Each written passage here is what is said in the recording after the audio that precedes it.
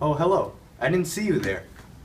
In the year of 1819, on February 22nd, one of the most important and controversial cases in United States history was showcased to the world: the establishment of the National Bank. First National Bank received no major opposition in Philadelphia, but when the Baltimore branch of the Second National Bank was established, it caused problems. The McCulloch versus Maryland case, U.S. 316 conflict was a major stepping stone in establishing the authority of the Congress in the fields where it actually holds power. The lawsuit was filed by John James of Maryland, who sought to collect half of the collected tax. The case was appealed to Maryland Court of Appeals, where court ruled the Constitution is silent on the subject of banks. The case was then referred to the Supreme Court. This is what happened. As for Judge Marshall.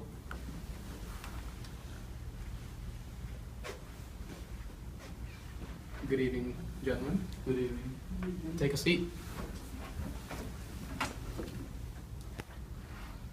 Maryland, please state your case. I'm here, Judge Marshall, to defend my right to tax this uncharted bank in the state of Maryland that the Congress has established. McCulloch, please state your case. Judge Marshall, as the president of the branch of the Second National Bank in Maryland, I think that this tax that is being imposed on this congressionally created bank is unconstitutional, as I believe the national government cannot be taxed by the state governments. Okay, now that I've heard both of your cases, please proceed with the case. Judge Marshall, I believe that the necessary and the proper... McCulloch, you were saying? I believe that the necessary and proper clause located in Article 1, Section 8 of the Constitution gives the Congress the right to carry out their duties of coining, spending, and loaning money, and the National Bank is the perfect medium to do it. Okay. Maryland?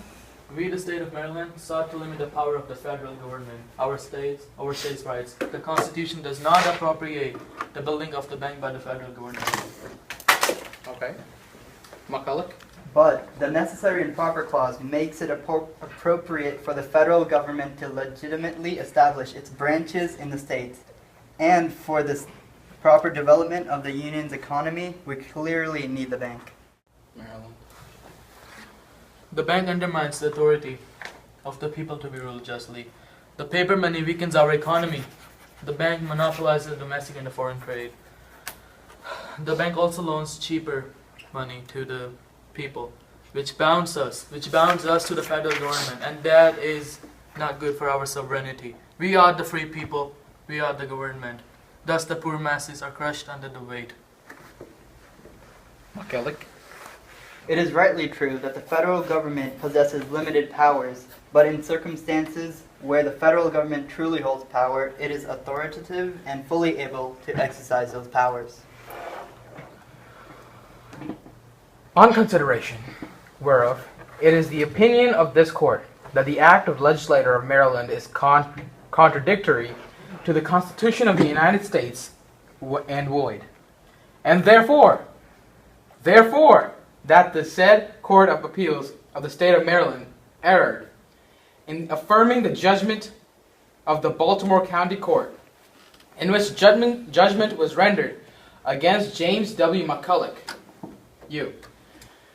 that the said Court of Appeals of Maryland ought to have reversed the said judgment of the said Baltimore County Court, and ought to have given judgment for the said appellant, McCulloch, It is therefore adjudged and ordered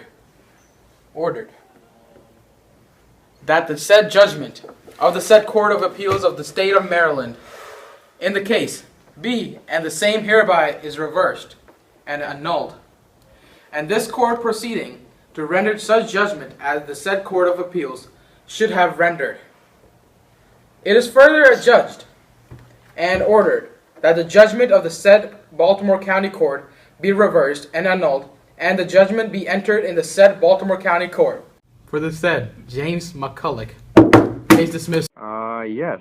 Congress has the power under the Constitution to incorporate a bank pursuant to the necessary and proper clause. Article 1, Section 8. No. The state of Maryland does not have the power to tax an institution created by the Congress pursuant of its powers under the Constitution. The government of the Union, though limited in its powers, is supreme within its sphere of action, and its laws, when in pursuance of the Constitution, form the supreme law of the land. There is nothing in the Constitution which excludes incidental or implied powers. If the end can be legitimate, and within the scope of the Constitution, all the means which are plainly adapted to that end, and which are not prohibited, may be employed to carry it into effect pursuant to the necessary and proper clause.